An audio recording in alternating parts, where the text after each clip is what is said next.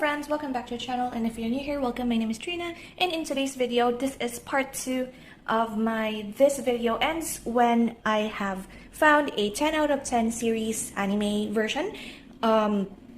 This is, as I said, part 2. If you haven't seen part 1 yet, I highly suggest you watch it at first because I am going to be revealing some of the scores because I'm using the same page from the first video that I have created. So I will leave a link down in the description and up in the iCards if you're interested. But if you're here for part 2, then proceed.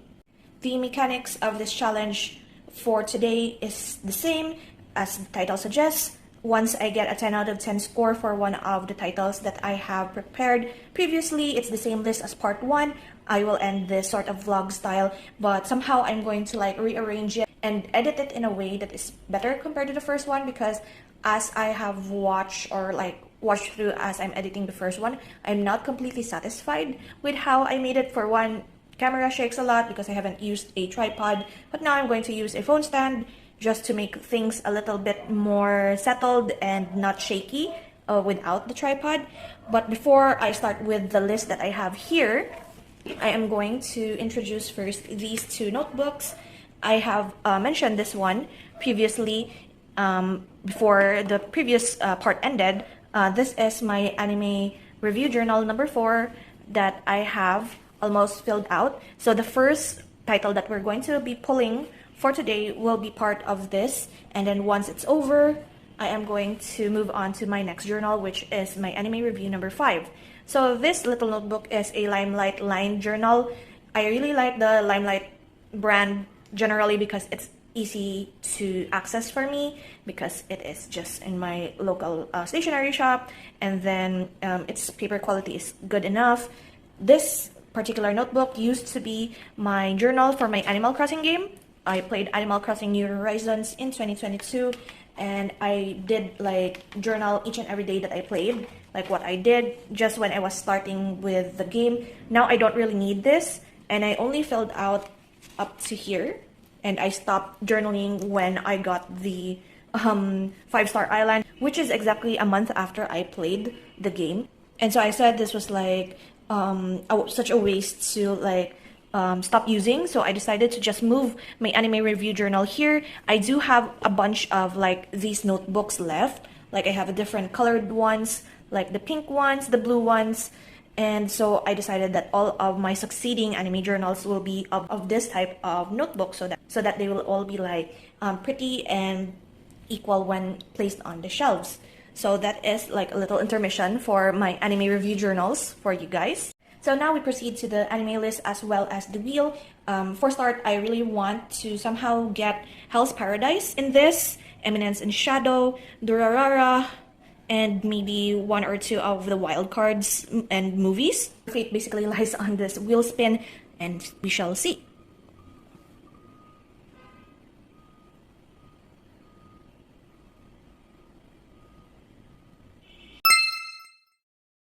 As always, we are so close to that Hell's Paradise, but it's fine. We start with Kaguya-sama Ultra Romantic, which is also quite fitting because my notebook here, I actually have a Kaguya sticker right here, so that's maybe why it's quite perfect. And so I'm just hoping that this is not another same as the previous part of this vlog, where in the very first one we pulled out is already a 10 out of 10, but this is a comedy romance, 9.04 out of 10 in my anime list. And I really like the first season of Kaguya-sama Love is War, which is this one. And so this is basically season 3 of this whole series, and it gets more intense, I believe. And then after Ultra Romantic, I think it's the movie. Is it? Yeah, it's basically the movie after. So we're going to watch this. We're going to see how it progresses, because I have seen spoilers from the manga of what is happening within this whole student council thing that they have, and I just haven't gotten around to it because it's romance. It's not necessarily my thing, but whether or not this is a 10 out of 10, a repeat of the previous one, we shall see.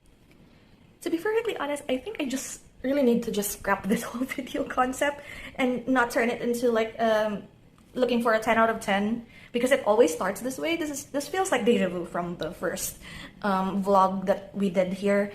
Kaguya-sama Ultra Romantic is actually one of my favorites out of the 3 seasons that I have watched, and I'm actually wanting to watch the movie right after, but I'm just going to hold on to that because for the purposes of this vlog.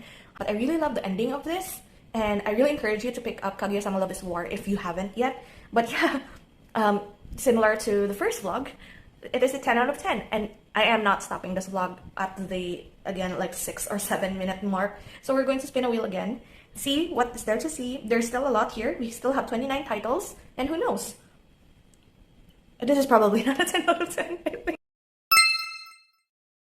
Magical Girl Or, which is actually quite difficult because when it comes to magical girl related anime, I don't think anything or any title could beat either Madoka Magica for like the dark ones, and also for the cutesy ones it would be Cardcaptor Sakura, which is more nostalgic and like more of the cutesy side. But I think Magical Girl Or is also a horror. I can't remember, but I just wanted to put like a Mahou Shoujo title here. Where is it? Did I miss it?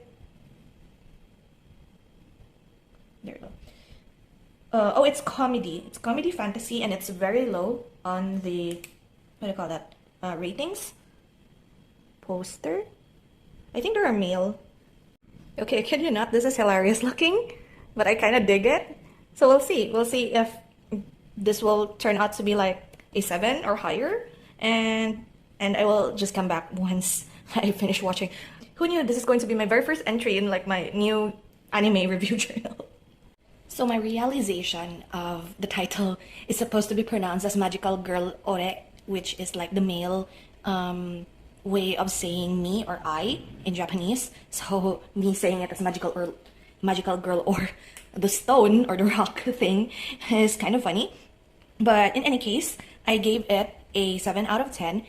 I happened to like delete the file or like the clip wherein I was talking about the synopsis of this anime because I have noticed that the reflection of my face could be seen in the black part of whatever it is on my phone screen here. So I deleted that part. But basically, it is about a girl who has been like recruited to become a magical girl, as always with like the case of magical girl Mahou Shoujo series or shows, wherein the girl is being recruited and they are skeptical at first, but because of like someone they want to protect is in danger, they eventually became magical girls. So in this case, it's more of like a parody of the magical girl cliche storyline, wherein what we think of a magical girl is that they are young girls who use magic to fight like aliens or like demons and such, and they oftentimes have like a very cute mascot with them. So in this case, in this anime, because as they point out that girls somehow have like a more like a weaker body, so they transform. Once they transform into their magical girl form, they turn into guys, and then their mascot of some sort, who is supposed to be cute, is actually a yakuza. And instead of using magic, they actually use like their brawn. It's more of like their physical strength rather than their magic. So in a case, it is fine. It was fun. I was fairly entertained with it.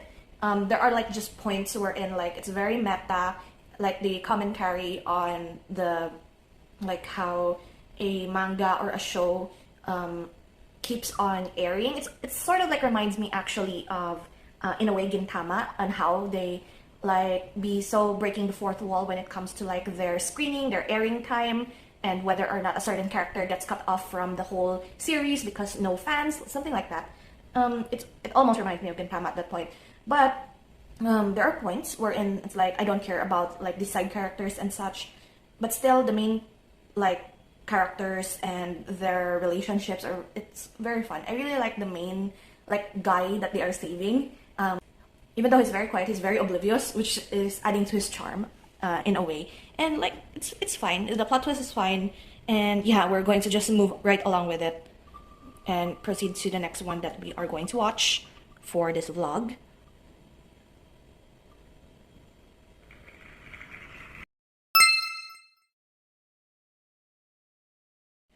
I have came across this anime actually, The World is Still Beautiful, because of a clip that I found on Facebook wherein I think this princess of some sort, I can't remember if she was a princess or like a nobility or something, but she was like chosen to be married to this like tyrannical leader of theirs, and it turns out that that guy is actually like a very short kid of some sort. So this is a romance anime, 7.6 on my anime list, adventure, fantasy, romance, shoujo. In the Sun Kingdom, sunshine is part of the citizens' everyday lives, and rain is something that they have never ever heard of. However, in a faraway land called the Rain Dukedom, the weather is reversed, and everybody has the power to create rain with their voices. Livius, I have no idea how to say this, Livius Ifriqiya has conquered the entire world and expanded the Sun Kingdom's influence in the 3 short years since he was crowned king. Upon learning about the powers to create rain, Livius decides to marry, is it Nike or Nike? Remershir, one of the princesses of the Rain Dukedom. However, those outside the Sun Kingdom have spread a rumor that Livius is a cruel, ruthless, and tyrannical ruler, and as word reaches the princess, she begins to prepare herself for the worst. But when she finally meets her fiancé, Nike discovers that he is an entirely different person from what she originally expected. Now, I added this to the list when I saw, like, of course, that clip on Facebook, and also like I'm a Scaramouche main, and somehow this king of theirs kind of reminds me of Scara for some reason, so that's why it's here. So a little bit of like an influence in my case for Genshin Impact. So we'll see. We'll see if this is any good or not. Granted, it is a 7.6. It might be on the lower end of the romance fantasy, but who knows, right? Who knows? It might be fun. It might be adorable romance. Hello. You might see my shadow again. It is late into the day now, around 4:43 p.m. and I just finished The World is Still Beautiful, and to be perfectly honest, I have this like thing wherein, is this problematic or is this a wonderful thing? Because I actually rated this a 9 out of 10. It's not perfect, but it is a romance that I feel like an idiot just smiling about it all throughout me watching this anime, because the king, the little guy, really reminds me of Scara for some reason. Like, not only the way he like looks almost, but also like attitude, like mommy problems, mommy issues, and also like I find the romance cute, pretty much. It's like, it's also kind of slow burn, but it's also like he, the king, is like a kid who was forced to mature quickly because of different incidences in his life, which I don't want to spoil. He became a king at a very young age and has to do with all of these responsibilities, and in order to secure or like keep his heart safe and not have like different attachments and feelings, he has to be cruel, and it's like his trauma response basically. And this girl that was like arranged to be married to him is one of the princesses of a lower kingdom, who possesses the power to bring rain. And the king's whole kingdom is the Sun Kingdom, wherein it's always sunny and there's no rain there.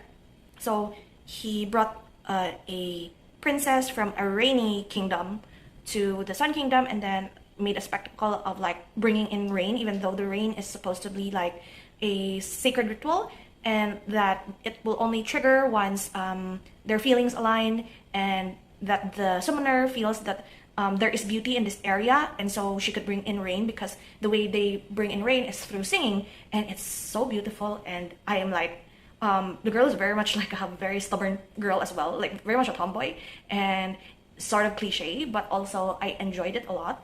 And I even recommend it to some of my friends who are interested in like a romance, and like they're cute, they're very cute, but it's only very problematic because their height differences is like, the girl is like of course older than him, and like he's basically a child. So I'm like, is this problematic or is this okay? But then again, in like different fantasy worlds wherein people in nobility are arranged to be married in like earlier years, and like I don't know. But anyway, still I like it, but not as much as I would to end the video on. So we're going to spin the wheel and see what else that could be a contender for a 10 out of 10 for this vlog. My home hero. Basically, organized crime, suspense, probably some of my many buzzwords when it comes to genres. This is a 7.05 rating. This was just released this year, the spring of this year, and ended in June 18th. So let's see the synopsis. Tetsuo Tosu never expected his daughter Reika to be victim of domestic violence. Suspecting that her Yakuza boyfriend Nobuto Matori is the perpetrator, Tetsuo decides to investigate him and his associates. But as he searches for evidence at Reika's apartment, the father learns that his daughter is not the first victim and that a worse fate awaits her. When he is discovered by Nobuto, Tetsuo ends up killing him in this ensuing fight.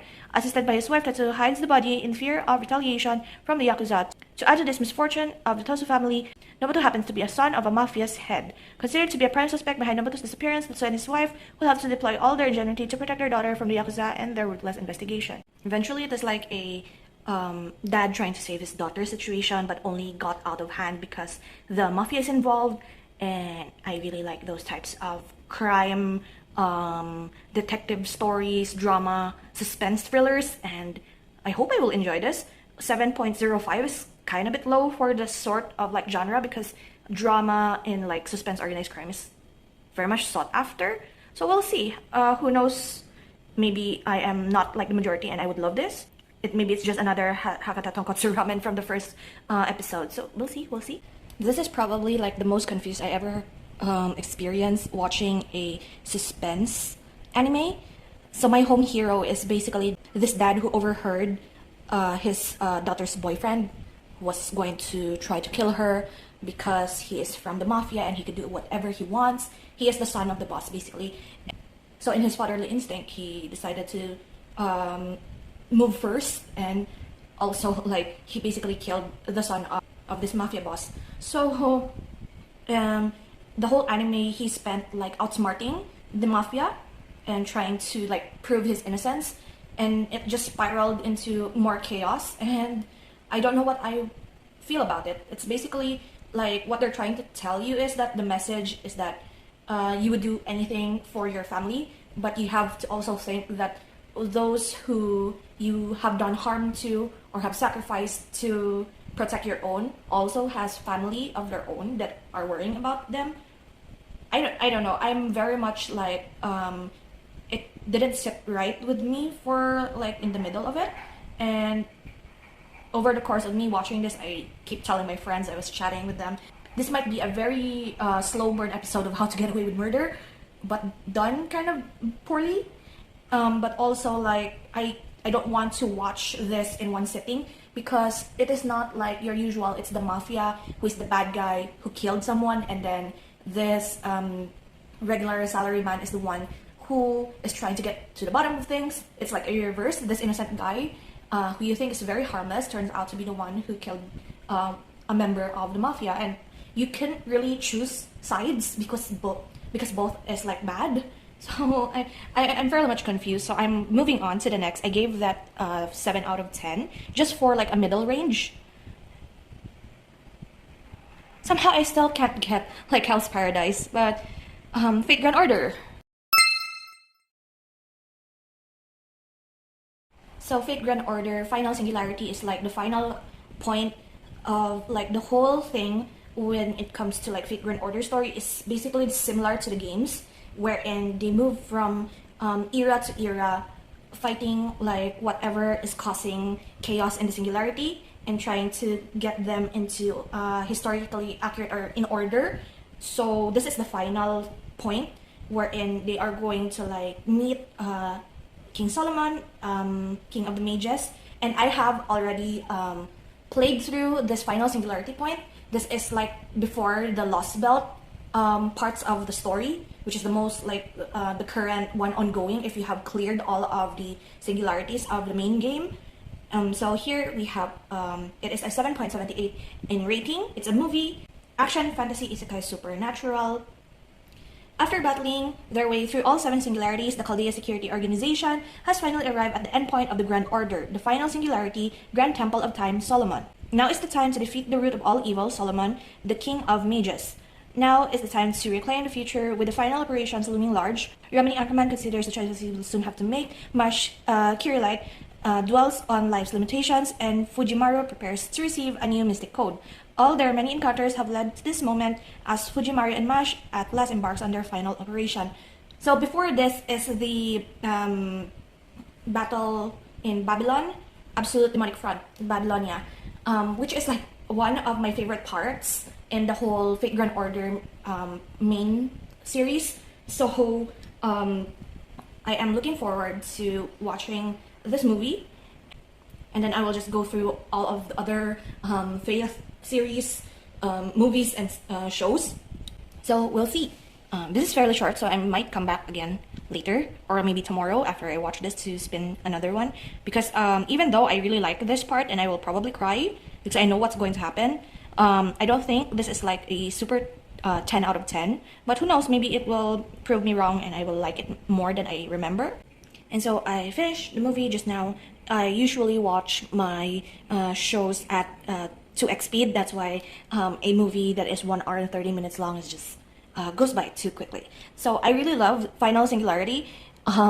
Most of the like scenes there were quite intense, and I really like seeing like the story that is in the game animated in a way. And usually Type Moon franchises, especially Fate Stay Night, Fate Grand Order, Fate series, are really good when it comes to like their animations, and I really enjoyed it. I thought I was gonna cry, however, I did tear up a little bit, but I already expected what's gonna happen. And so yeah, I give it a 9 out of 10.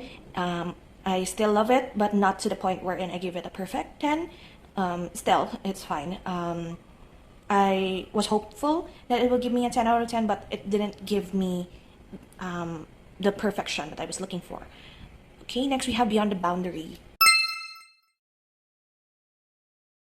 So we have moved on to like the lower part here, wherein I put like some of my wild cards, wherein I'm not sure if I'm going to like it or not. And so this is a 7.73 rating action fantasy school anime, and I actually wanted to watch this because I have seen like cosplay of this one time of the main character, and so I wanted to try it out, see if it's good or not. Mirai Kuriyama is the sole survivor of a clan of spirit world warriors with the power to employ their blood as weapons. As such, Mirai is tasked with hunting down and killing yomu, creatures said to be the manifestation of negative human emotions. One day, while deep in thought on the school roof, Mirai comes across Akihito Kanbara, a rare half-breed of yomu in human form. In a panicked state, she plunges her blood saber into him only to realize that he's an immortal being. From then on, the two form an impromptu friendship that revolves around Mirai constantly trying to kill Akihito in an effort to boost her own wavering confidence as a spirit world warrior. Eventually, Akihito also manages to convince her to join the literary club, which houses two other powerful spirit world warriors, Hiromi and Mitsuki Nase. As the group's bond strengthen, however, so does the tenacity of the yomu around them. Their misfortunes will soon turn into a fight for survival as the inevitable release of the most powerful yomu Beyond the Boundary approaches. And to think, I thought this was like a cutesy anime. So I'm looking forward to this actually, who knows. I don't expect it to be a 10 out of 10. However, I'm hopeful that it is like a 7 and above rating. So I will get back once I finish this one. Honestly, one of you actually nailed it in the comments in a previous video that I have showing this whole anime vlog list, that Beyond the Boundary is not like my 10 out of 10 show that I'm looking for, because I actually gave this series a 6 out of 10. For starters, I actually accidentally watched like one episode of this when I was like a few years ago maybe, wherein they were fighting this like perverted shade or monster or whatever it is, and they were like doing like an idol group, and I honestly thought this whole anime was like about fighting monsters with music, like an idol group sort of magical girl situation, and that gave me the wrong impression for this anime to start. However, from the first episode up to like probably the 7th or the 8th episode, I was very much annoyed with Mirai. She is cute, but they making her like very clumsy. I know she has trauma. I know she has this like cliche sort of situation wherein they are last of their clan, last surviving member of the clan. So she's being shunned by other clans, and then she's said to be cursed. She has emotional trauma due to blaming herself of a past tragedy that impacted her life. She is very anxious. She's very clumsy. However, when it comes to like her sword mastery and her mastery with her blood sword and whatever, she's actually very good at fighting, which makes me think that, of course, she did mention that she was holding back because she doesn't want another tragedy to happen. However, to me, that seems very annoying, for her to act all cutesy and clumsy just because she's holding back. And so also the main character guy, Akihito, I also kind of get annoyed with his like obsession with girls wearing glasses. That's like his fetish or something. But yeah.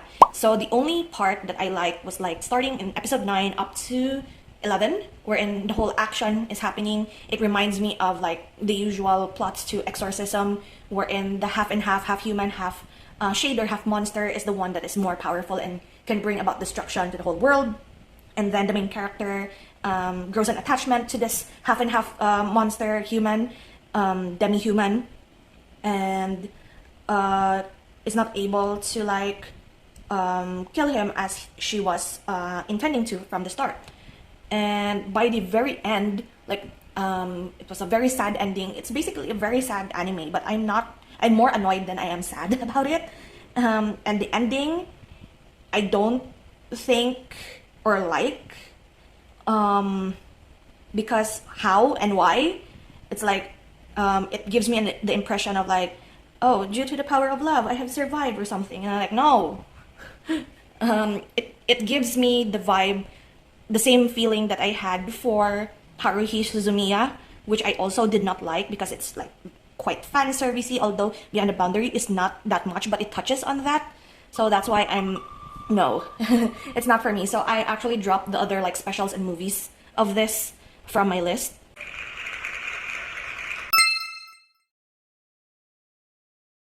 Well, here we go. Kimetsu no Yaiba, Demon Slayer, very popular. Oh, it's only 11 episodes, so that's fast. This is going to be a fast one. It's very popular, very common in all of the anime community. Kimetsu no Yaiba is a very good manga. I have read through and finished the manga like a few years ago and really loved it. So this is after the, what do you call this, Entertainment District arc. I will leave the synopsis there for you to read if you want. But technically, I know what happened here as much as I could recall. And the more we go into Demon Slayer, the more it is intense when it comes to fighting and when it comes to like sacrifices and such. So I'm looking forward to this. And I'm hoping that this is going to be our 10 out of 10. Although it is 8.32. I don't know how others have rated the previous ones. A tad bit lower. Just a tad. It's still an 8. It's still an 8. It's an 8-liner. So yeah, I have been procrastinating on watching Demon Slayer recently. That's why I have this list here, just to like motivate me to continue on, because there is a next one, right? Yeah, it's not there yet, but there will be a next part, which is, oh, they're doing this? Okay. So it's not as, oh, so it's, they really chopped majority of the arcs to different seasons, probably to elongate the anime more. But it's a very well-loved anime. I'm very hopeful that this is a strong 9, if not a 10. But I will get back to you once I finish watching this actual season. And since my phone is not with me right now, you could tell that this is the end of this whole anime vlog. I just finished Kimetsu no Yaiba Swordsmith Village, and I give it a 10 out of 10. Oops, it's not even in frame. There we go. So yeah, finally I found another 10 out of 10. We started with a 10, we end with a 10. So isn't that just similar to what happened in the first video? This time we did manage to go through 7 titles before we got our other 10 out of 10. But it's still good. I have found new favorites. I have found new intrigue in some of these titles. And so let's go through again what all of those titles were in this. I started with like number 6. Kaguya-sama, Love is War Ultra Romantic. I'm so looking forward to the next movie. I'm planning to watch the movie next month on my birthday month favorites list. And then next we have here is Magical Girl Ore, which is half like trashy anime that is entertaining, but I really adore. It reminds me of my feelings for Sarazanmai. The more I talk about it, the more I enjoyed it. Next we have here is The World is Still Beautiful. I am so interested in reading the manga for this one, even though the age gap is quite problematic, but we'll see because I have bias for the two main characters. Next is My Home Hero, which I actually told my best friend about this and my frustrations with this anime. And almost all of the people who commented on this anime and reviewed it say that the manga is better. My best friend read the manga this morning. She got through like the first 50 chapters, and the first 50 chapters are the ones that is part of this series, like the first season. So it is updating currently, and there's quite a bit more, like 193 on the chapters, and it's still ongoing. So there's more, and I'm hoping that my frustrations will end probably moving forward with the manga, and I'm planning to read that like maybe in the weekend. Next we have here is Fate Grand Order Final Singularity. Although I really love the series and I really enjoy like the whole Fate Grand Order storyline, it's not really that perfect, but I still love it. I still recommend the whole Fate series. Just look up like what order you are to watch it, because there are so many in the series and all of its branching storylines. And then we have, going down here, Beyond the Boundary. As I said, one of you really nailed it when they said that I won't like this anime. Mav, I totally agree. It was meh. And last is Kimetsu no Yaiba. We just finished, and it's wonderful. It's beautiful. I could understand if some people would like say that it wasn't like beautiful as like previous ones, because of the animation with the battle. There are like monsters that are kind of like awkwardly animated, but that is like the I am very much aware of how Ufotable or Ufotable does their animation style, so I'm quite comfortable with it because of the Fate Grand Order series and the other Fate stories that are under Ufotable animation style. So yeah, I still love it. I love the story. I keep forgetting that Kimetsu no Yaiba is so good when it comes to the backstories of each of their characters. They give like perfect timing of all of the stories, the motivations of not only the characters that are on the good side, the Hashiras, but also the Upper Moon's backstory and what motivated them to become like part of this demon group. And yeah, I really recommend it, even though I don't need to recommend you watch Demon Slayer's Kimetsu no Yaiba, because it's very much like popular, and it's very worth it to watch until the end. I did like complain earlier about saying that they prolong the whole series, each arc, they cut down each arc one season per arc, but I think the pacing is good enough. It's fine. It means more stuff to watch and at an even pacing wherein it's not rushed. So yeah. So thank you so much for coming along with me on this journey of finding new favorites from all of the shows that I have been procrastinating on watching, and I hope you enjoy. There's still a lot of stuff here on the list that I will be watching in my own time. Not necessarily to spin the wheel, but rather to just pick out those probably that are highlighted so I could watch and see what there is that I was anticipating on watching this month. So look forward to the end of the month wrap up, wherein I would probably add more stuff to talk about, and I will see you then. So until then guys, take care and